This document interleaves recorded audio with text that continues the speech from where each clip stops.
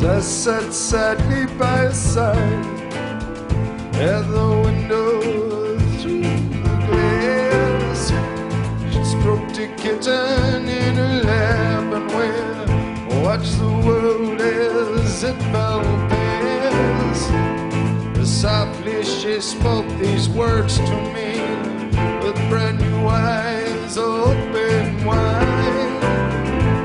We pressed our faces to the glass as I sat sadly by her side.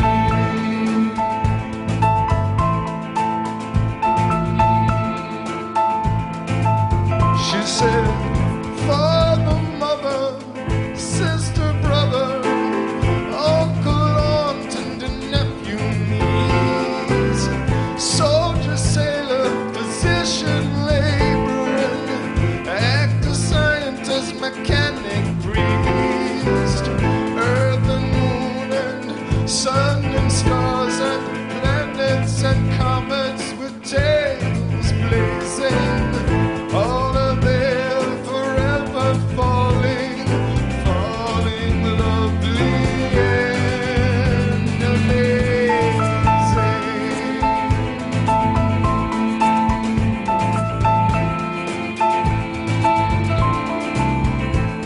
As I sat sadly by her side, the kitten she did gently pass over to me, and again we pressed out different faces to the glass.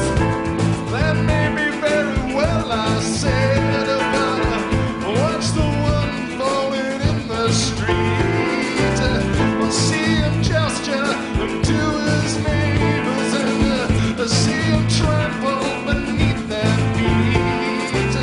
All our emotion connects to nothing, for each is concerned with their immediate need. When does the man reaching up from the gutter see the other one stumbling out of here? Now see.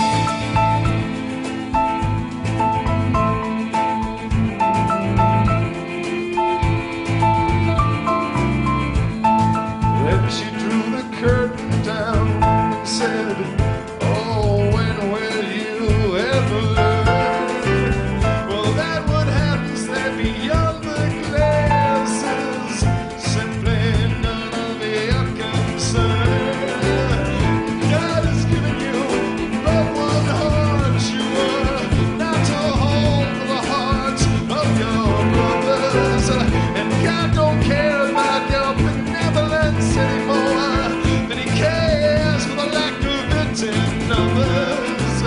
Nor does he care for you to sit at windows and judgment of the world he created. While sorrows pile up around you, ugly, useless, and overinflicted.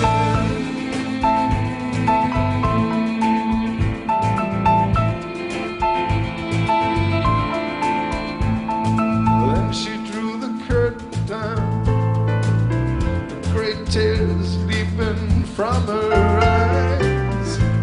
I could not wipe the smile from my face as I sat sadly by her side. As I sat sadly by her side. As I sat sadly by her side. As I sat sadly by her side.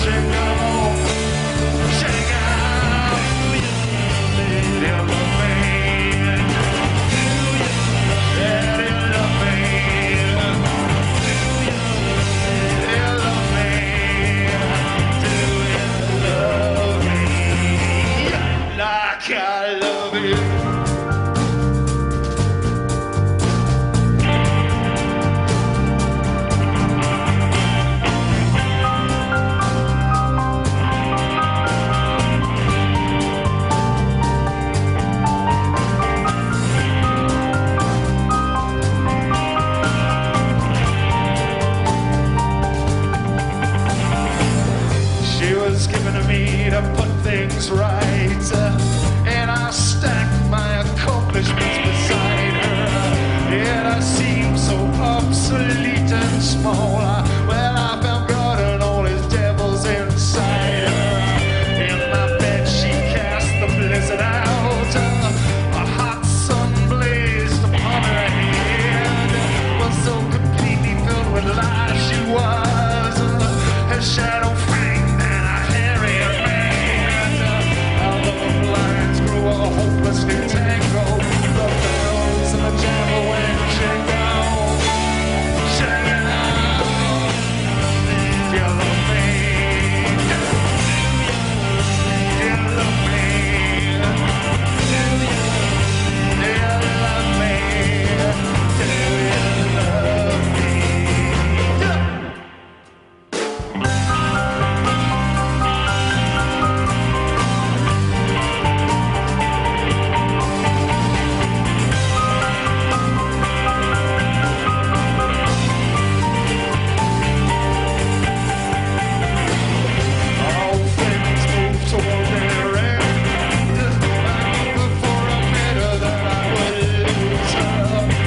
I swear I made every effort to be good to her.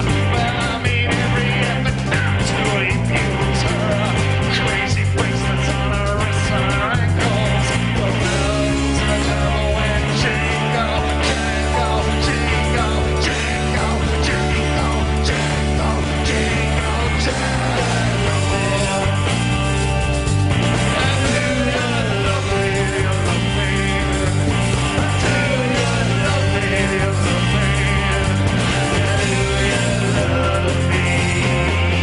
Like I love you. Do you love me? Do you love me?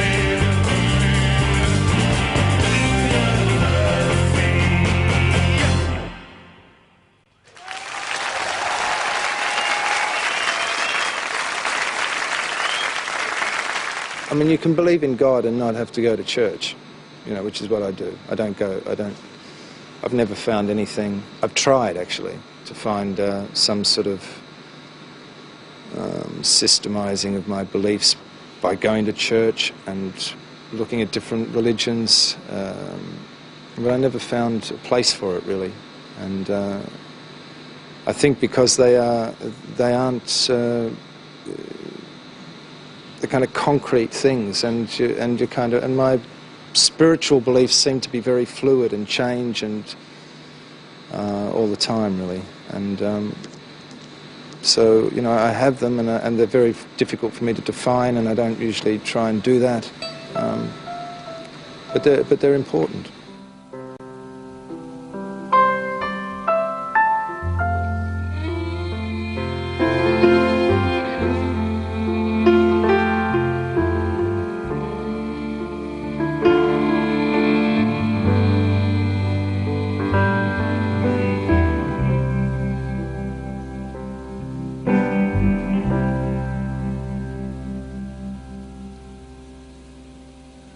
We've laid the cables and the wires. We've split the wood and stoked the fires. We've lit out town so there is no place for crime to hide. Our little church is painted white, and in the safety of the night we all go quiet as a mouse, since the word is out that God is in the house. God is in the house. God is in the house. No cause for worry now. God is in the house.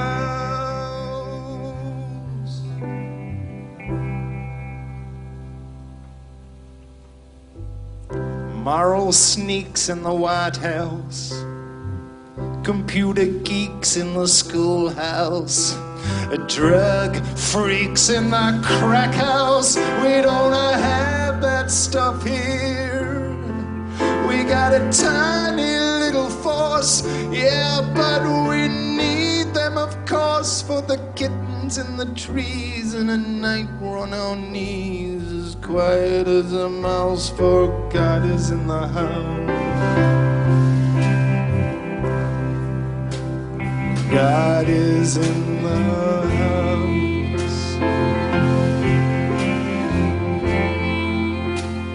God is in the house.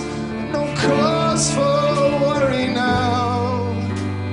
God is in the house.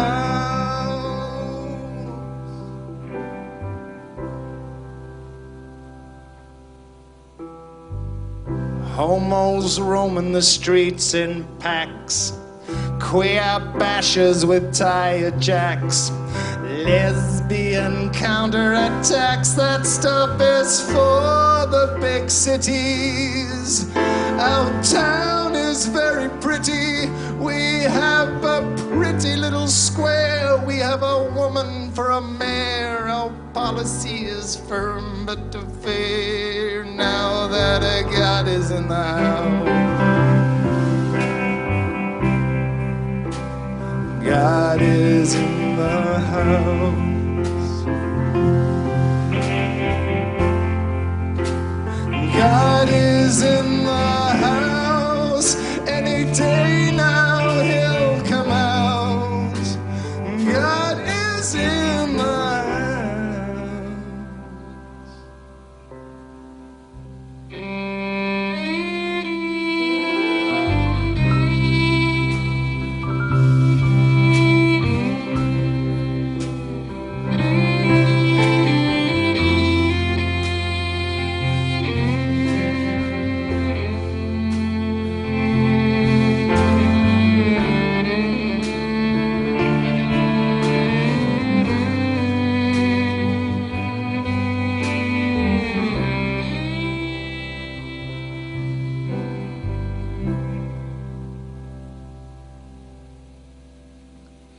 Well-meaning little therapists, goose-stepping, 12-stepping teetotalitarianists, the tipsy, the reeling, and the drop-down pest. We got no time for that stuff here. Zero crime and no fear, and we've bred all our kittens white so that you can see them in the night. And at night we're on our knees, as quiet as a mouse, since the word got out. From the north down to the south, there's no one left in doubt. There's no fear about. If we all hold hands and very quietly shout, hallelujah, God is in the house. God is in the house. So I wish he would come out. God is in the house.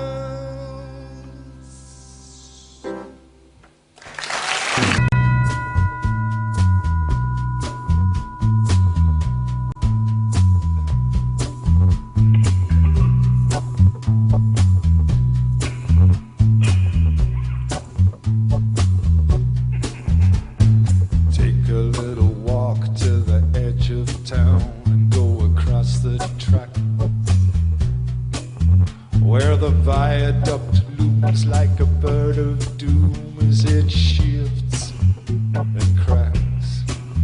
Where secrets lie in the border fires, in the humming wires. Hey man, you know you're never coming back.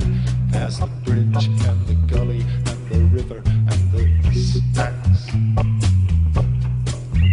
On a gathering storm comes a tall, handsome man in a dusty black coat with a red right hand.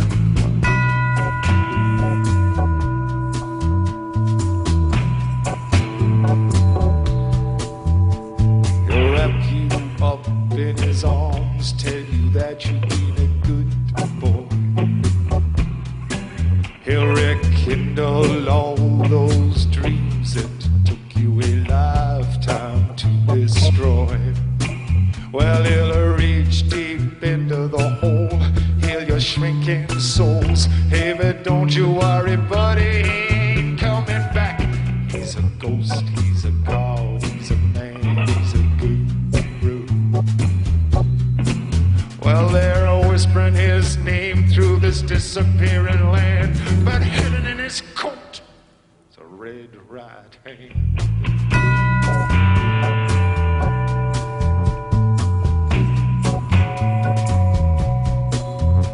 You ain't got no money, you'll get you some. You don't like that little car you drive, you'll find you a bigger one. Well, you've lost your self-respect, you feel like a pack of insects. Don't you worry, buddy, 'cause here it comes, through the barrio and the Bowery and the ghetto and the slum. Well, his shadow is cast wherever he stands, stacks of green paper in his red right hand.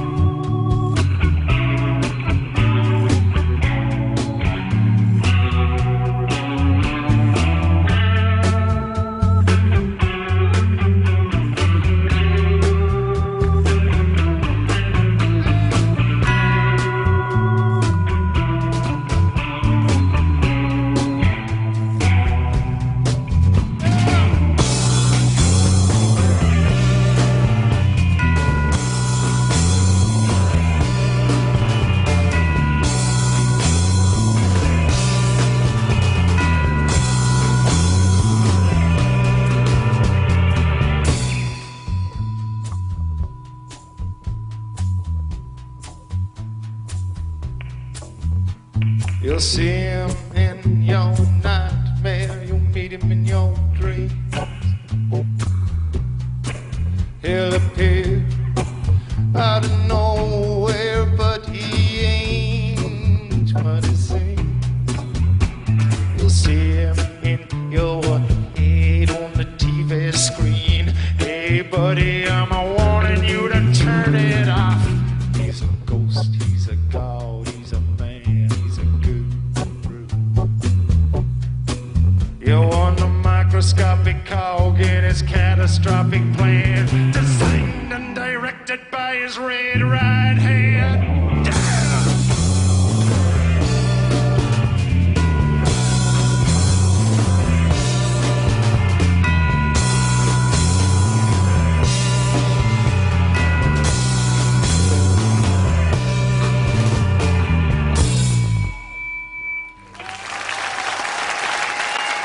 There's not that many themes, actually.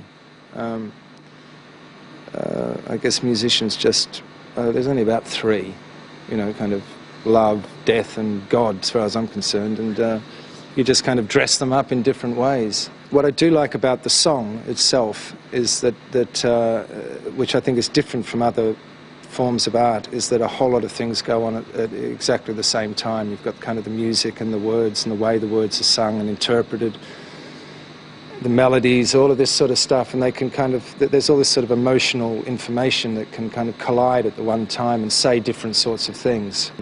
I don't play my records, I don't ever willingly listen to my music, you know, I don't kind of put on CDs or kind of, I'm not prone to reminiscing and, you know, reflecting. I don't do that a lot. I just feel I kind of move forward. And Penguin sent me this book, sent me The Gullies, and wanted me to read my lyrics from the beginning to now, and see if they were correct. And it was quite a terrifying thing to do, and took quite a long time for me to recover from, really. Some I really liked, so I was very surprised by some of the early lyrics, some of the birthday party lyrics, which in my mind I'd kind of dismissed as sort of juvenilia or something like that. I thought were really good. They were really kind of ambitious and strange, and other periods that you could, I mean, I could really tell what was going on at the time when I was writing them. It was quite interesting.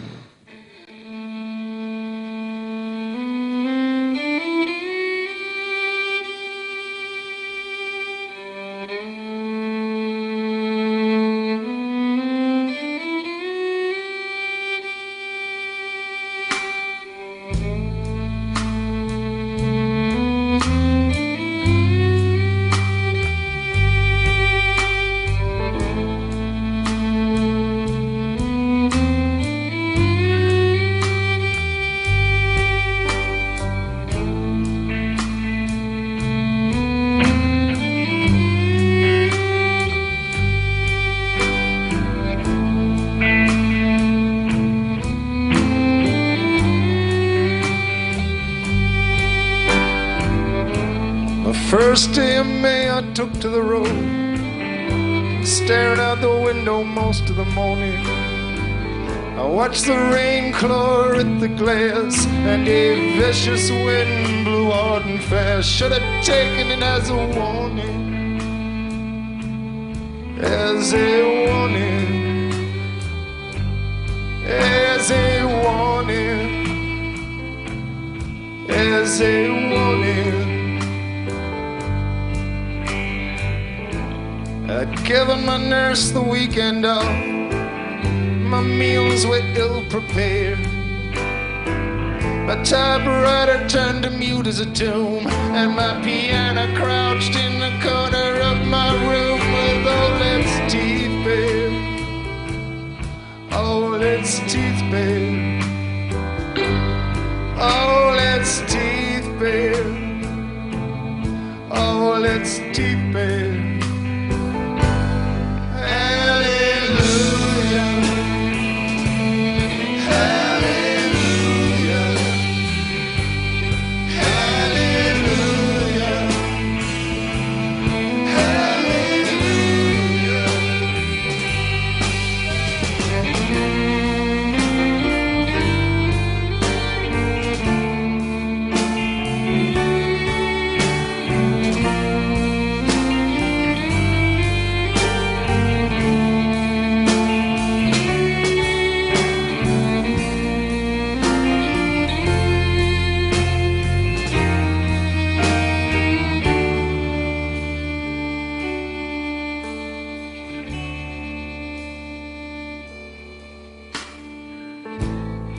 I left my house without my coat, something my nurse would not have allowed.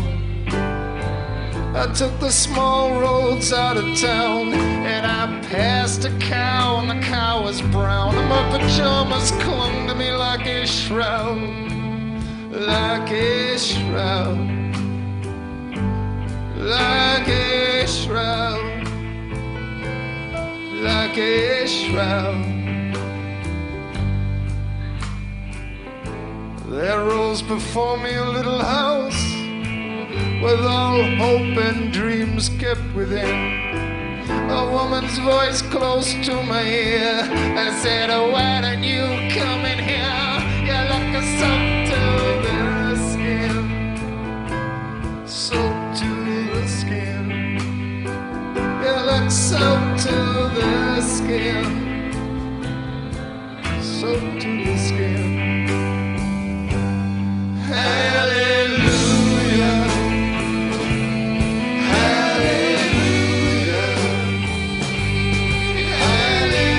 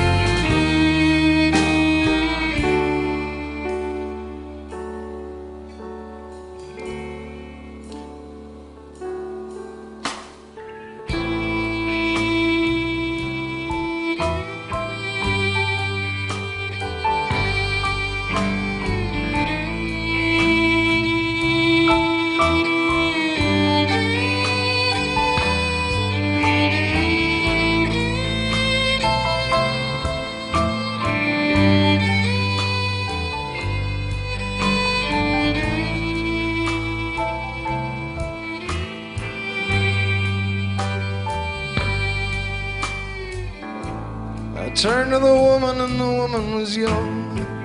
I extended a hearty salutation, but I knew if my nurse had been here, she would have never in 1,000 years permit me to accept that invitation. That invitation. That invitation. That invitation.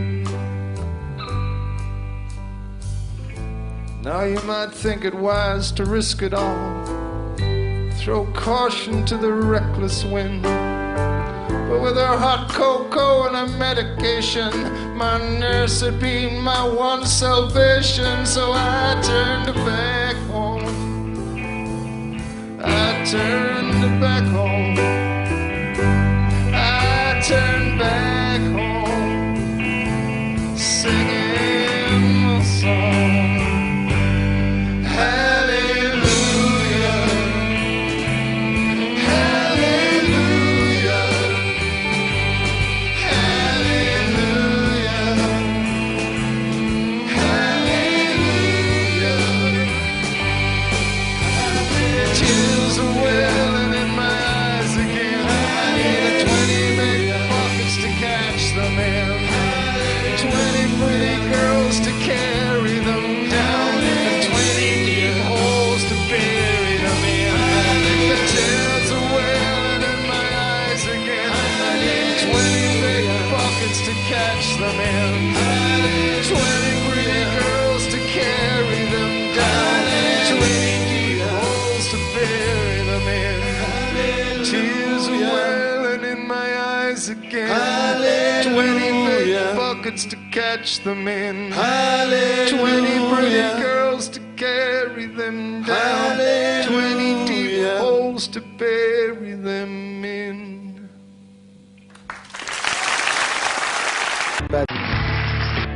Bad Seeds didn't record a record for about 4 years, and in that time I kind of put together a little band where I went on tour and I played the piano and sang, and Warren played violin and a couple of other musicians. So it was very low-key, very kind of intimate, and I was kind of, you know, I was part of the music. You know, I wasn't just singing like a singer, singing over the top of the music. And I guess I learned quite a lot from that. I learned how to sing and play the piano at the same time, which is quite a feat for me to do. And I think learn a lot more about music. And I think that this new record, No More Shall We Part, is you can hear that going on. I do wish to carry on making music. You know, it's really important to me, and it becomes more and more important. And I spend more and more time at it. And the whole creative process seems to become more affecting to me. You know, so I don't see any reason why I can't. For all my 30s, I always thought this was the last record or the last song and the last day, really. And I'm over 40, and something happens then where you just suddenly realise that it can all just kind of, life just kind of continues, and your creative potential is always there if you kind of treat it with a bit of respect. Where is Mona? She's long gone.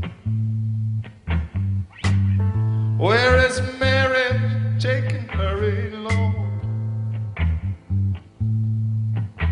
But they haven't put their mittens on, and there's 15 feet of pure white snow.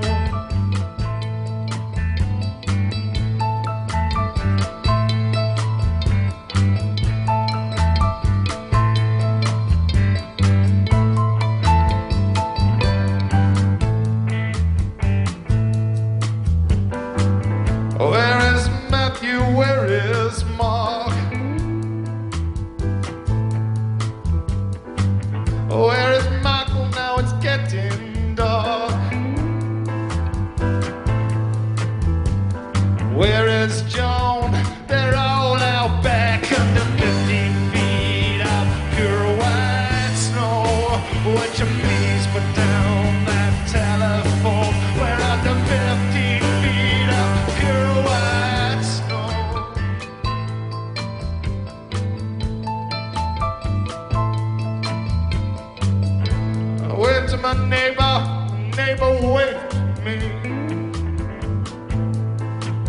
but my neighbor is my enemy.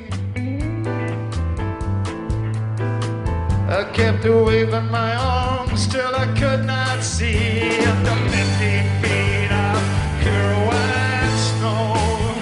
To anybody here who feels this low, under 50 feet of pure white snow, raise your hands up into the sky. Raise your hands up into the sky. Raise your hands up into the sky. Is it any wonder? Oh my Lord. Oh my Lord. Oh my Lord. Oh my Lord.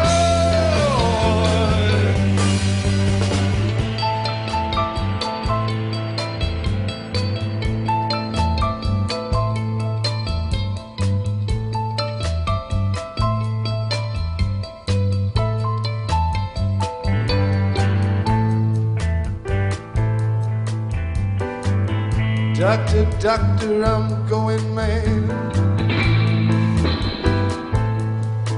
This is the worst day I've ever had. I can't remember ever feeling this bad. Under 50 feet of pure white snow. Oh, where's my nurse? I need some healing. I'm paralyzed by this lack of feeling. I can't find anything worse still than under 50 feet of pure white snow. Is there anybody here who feels this low? Under 50 feet of pure white snow. Raise your hands up into the sky. Raise your hands up into the sky. Raise your hands up into the sky. Yes, it's any wonder. Oh my Lord. Oh my Lord. Oh my Lord. Oh my Lord. Sing yourself. Sing yourself. Help yourself.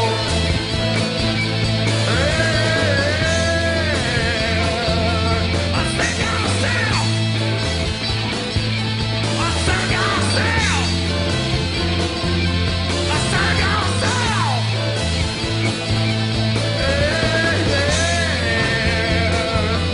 Help yourself. Help yourself. Oh my Lord. Oh my Lord.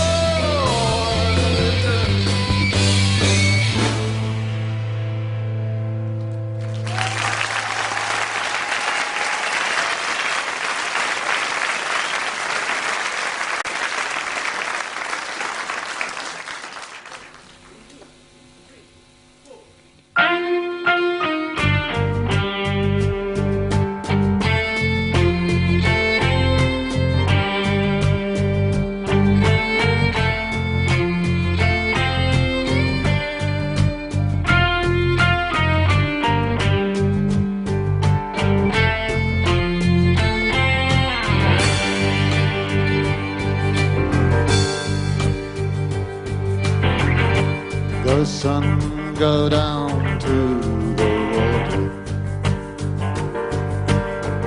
and see the women weeping there. Then go up into the mountain. The men they are all weeping.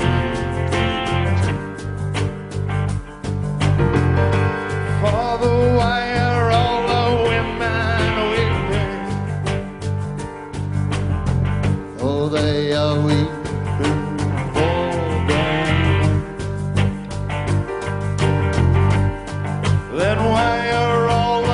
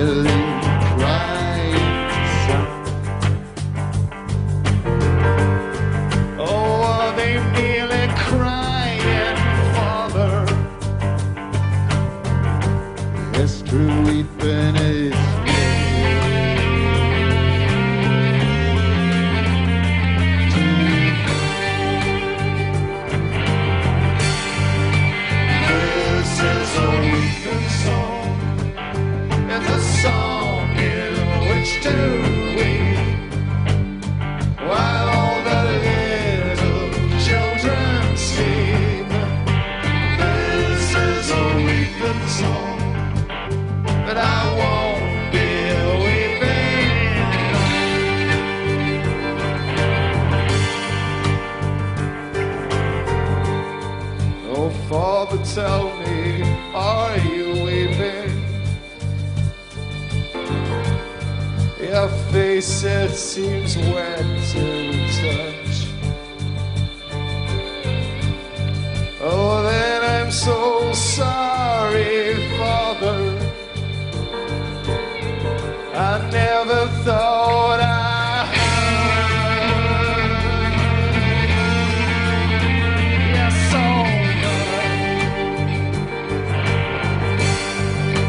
this is a weeping song.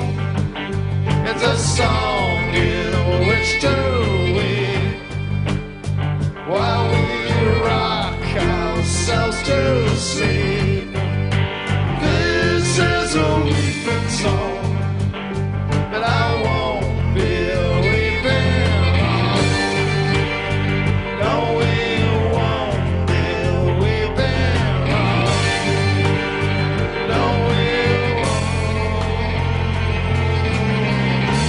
be weeping long.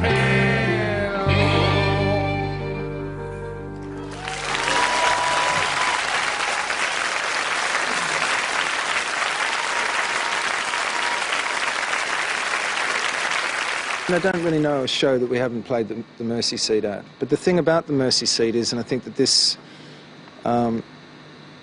is testament really to it being a good song, as opposed to perhaps some other songs that I've written, which I don't think are good songs, is that it has kind of staying power, and it doesn't really matter how you play it. You can play it slow, you can play it stripped right back and sing it alone at the piano, to really kind of heavy versions of it. It always just seems to work in some kind of way. And so we've done a billion different versions of it. And it still sort of remains alive to me, really.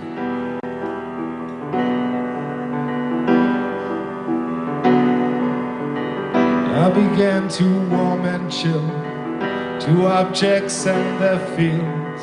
Ragged cup and a twisted mop, face of Jesus in my soup. Those sinister dinner deals, meal trolleys, wicked wheels, a hooked bone rising from my food. All things good are ungood, and the mercy seat is awaiting. And I think my head is a burning. In a way I'm yearning to be done with all this weighing up of truth. An eye for an eye and a tooth for a tooth. And anyway they had no proof, and I'm not afraid to die.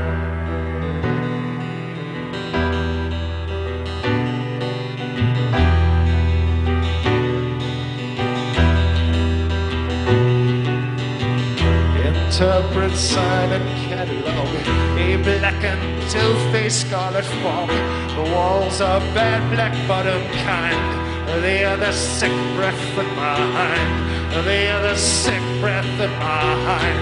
They are the sick breath in my hind. They are the sick breath gathering at my hind. Well, I hear stories from the chamber how Christ was born into a manger, like some wretched stranger died upon the cross. And might I say it seems so fitting, in his way he was a carpenter by trade, or at least that's what I'm told.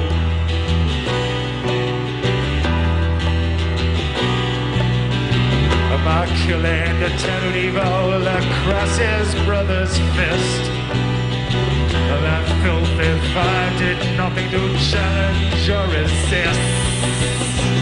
In heaven his throne is made of gold, and the ark of his testament is stone.